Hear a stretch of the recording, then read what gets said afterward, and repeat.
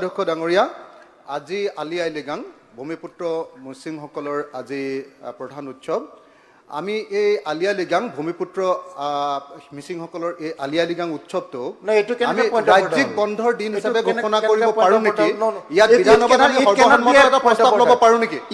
আপোনালোকে সকলোৱে জানে যে আমাৰ মিচিং জনগোষ্ঠীৰ ৰাইজে দীৰ্ঘদিনীয়া এক দাবী যিহেতু যে এই মিচিং জনগোষ্ঠীৰ ৰাইজৰ এই প্ৰাণৰ উৎসৱ আলি আই লিগাংখনে যে ৰাজ্যিক বন্ধ দিয়াৰ দাবী আমি উত্থাপন কৰি আহিছোঁ চৰকাৰৰ ওচৰত। আৰু চৰকাৰে ইতিমধ্যে 10খন জিলাত ৰেষ্ট্ৰিক্টেড হলিডে ইতিমধ্যে ঘোষণা কৰি থৈছে।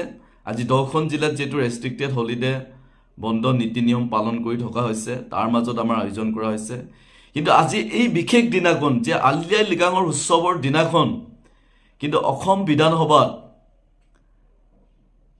এই বিষয়ক লৈ ৰাজ্যিক বন্ধৰ বিষয়ক লৈ আজি এক বিশেষ প্ৰস্তাৱ দাবী উত্থাপন কৰা পৰিলক্ষিত হ'ল যে অসমৰ ইতিহাসত এই আমাৰ মিচিং জনগোষ্ঠীৰ ৰাইজৰ বাবে এটা ইতিহাস প্ৰকৃত দিন, যিহেতু এই ৰাজ্যিক বন্ধক লৈ শিৱসাগৰৰ বিধায়ক অখিল গগৈ ডাঙৰীয়াই যি প্ৰস্তাৱটি উত্থাপন কৰা হৈছিলে যে ভূমিপুত্ৰ মিচিং জনগোষ্ঠীসকলৰ যি প্ৰাণৰ উৎসৱ এই আলি আই লিগাংখনে যে অসম চৰকাৰে কিয় ৰাজ্যিক বন্ধ হিচাপে ঘোষণা কৰিব পৰা নাযায় নেকি, এই বিষয়ক লৈ দাবী উত্থাপন কৰা হ'ল।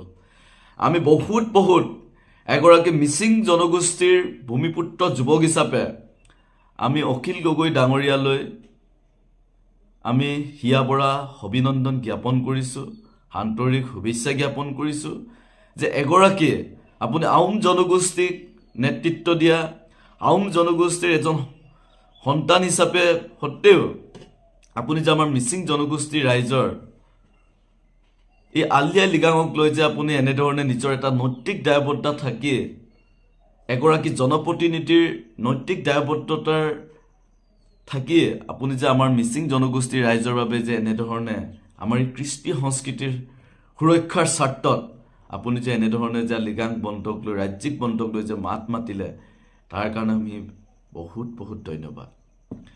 আৰু ইয়াৰ জৰিয়তে আমি ক'ব বিচাৰিছোঁ যে মিচিঙৰ ভাগা মোটা মিচিঙৰ নিজকে ষ্টামমোহৰ চিলমোহৰ মিচিঙৰ নিজকে নেতা বুলি প্ৰতিষ্ঠিত হোৱা 5গৰাকীমান বিধায়ক আছে অসম বিধানসভাৰ মজিয়াত। একেলোকৰ কিন্তু নাক কাণ কাটিলে বিধায়ক অখিল গগৈ ডাঙৰীয়াই। একেলোকে যে মিচিঙৰ বিধায়ক হয় নে নহয়, আজিৰ তাৰিখত আমি মিচিং ভূমিপুত্ৰ এগৰাকী সন্তান হিচাপে একেলোকক প্ৰশ্ন কৰিবলগীয়া হ'ল। এইকাৰণে প্ৰশ্ন কৰিবলগীয়া হ'ল আপোনালোকক মিচিং ৰাইজে কিন্তু মিচিঙৰ সমস্যা জৰ্জৰিত বিষয়ক লৈ, মিচিঙৰ কৃষ্টি সংস্কৃতি সুৰক্ষাৰ স্বাৰ্থত লৈ, মিচিং জনগোষ্ঠীৰ ভাষা অস্তিত্বক লৈ, মিচিং জনগোষ্ঠীৰ সমস্যা জৰ্জৰিত বিষয়ক লৈ আপোনালোকক মিচিং ৰাইজে নিৰ্বাচিত কৰি পঠিয়াইছিল।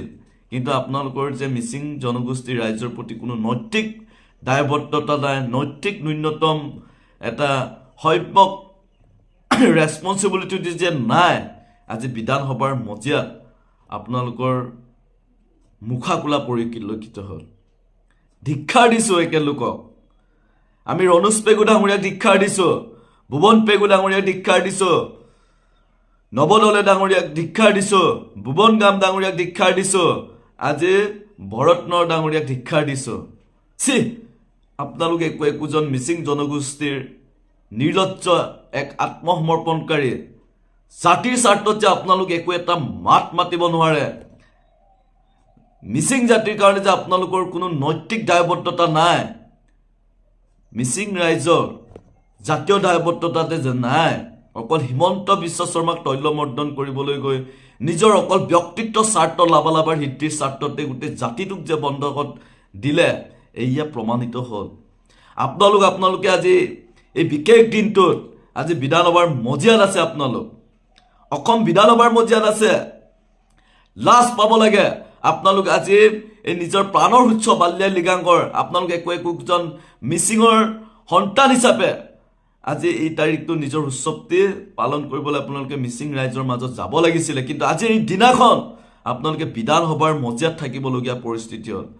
যি সময়ত বিজেপি চৰকাৰে সদায় খিলঞ্জীয়া চৰকাৰ বুলি নিজকে প্ৰতিষ্ঠা কৰিবলৈ যায়, সদায় আমি যে সকলো জাতি জনগোষ্ঠীক যে সমমৰ্যাদা সম অধিকাৰ দিওঁ বুলি যে আপোনালোকে ফুলজাৰি বৰা ভাষণ সভা সমিতি যে মাৰে, এয়াই নেকি আপোনালোকৰ? আজি বিশেষ দিনাখন 5 গৰাকী বিধায়ক অসম বিধানসভাৰ মজিয়াত থাকিবলগীয়া পৰিস্থিতি হ'ল। আজি হিমন্ত বিশ্ব শৰ্মাৰ ক'ব বিচাৰিছোঁ, নিজকে খিলঞ্জীয়াৰ ত্ৰাণকৰ্তা হিচাপে প্ৰতিষ্ঠা কৰা এই হিমন্ত বিশ্ব শৰ্মাক ক'ব বিচাৰিছোঁ, এগৰাকী মিচিং ভূমিপুত্ৰ যুৱক হিচাপে, যে আপুনি আজিৰ এই বিশেষ দিনাখন বিধানসভাৰ মজিয়াখন মিচিং জনগোষ্ঠীৰ ৰাইজক সন্মান প্ৰদৰ্শন কৰি আজি বিধানসভাৰ মজিয়াখন আজিৰ দিনটোৰ কাৰণে বন্ধ দিয়া হ'লেও আজিৰ দিনটোত কিন্তু আপোনালোকৰ কোনো ক্ষতি নহ'লেহেঁতেন। কিন্তু আজিৰ দিনটোত মিচিঙৰ যিসকল এই ৰিপ্ৰেজেণ্টসকলে কিন্তু আজি তাত থাকিবলগীয়া পৰিস্থিতি হ'ল। আজি 10খন জিলাত আমি কেতিয়াও নামানো। আপোনালোকে যিমানেই তৈলমৰ্দন দিয়ক, মিচিঙৰ MLA সকলক আপোনালোকে যিমানেই নিজৰ হাতৰ মুঠিত ৰাখি একেলোকৰ খন্তৰুদ্ধ কৰক, কিন্তু অসমৰ সমগ্ৰ মিচিং সমাজে কিন্তু আপোনালোকৰ এই সিদ্ধান্তক আমি যে মানি নলওঁ, আপোনালোকে এইটো জনা উচিত। মিচিঙৰ ভূমিপুত্ৰ বিধায়কসকল যে আজি বিধায়ক হিচাপে যে প্ৰতিষ্ঠা হ'ল, আজি আপোনালোকৰ নাক কাণ কাটিলে। আপোনালোক একোখন কি বুলি কয়, এই চোৱা চেলেকা যে চেলেকাৰো এটা সীমা থাকে, ইমানো এটা তৈলমৰ্দন দিবলৈ গৈ নিজৰ জাতীয় কৃষ্টি সংস্কৃতিক জলাঞ্জলি দি মিচিং জাতিটোক বন্ধ কৰি দিয়ে এনেধৰণে আপোনালোকে যে মৌনতাবিলাক যে প্ৰদৰ্শন কৰা হ'ল, এয়া গোটেই মিচিং জাতিৰ বাবে এটা লজ্জাৰ দিন। মিচিং জাতি আপোনালোকৰ ভূমিকাক লৈ প্ৰশ্ন কৰা সময় যে হাই পৰিছে, আৰু মিচিং সমাজৰ মাজত যে আপোনালোকে এটা সময়ত যে ৰোকত পৰিব, এয়া কিন্তু সিদ্ধান্ত মিচিং ৰাইজে সময়ত আপোনালোকক দিয়া হ'ব।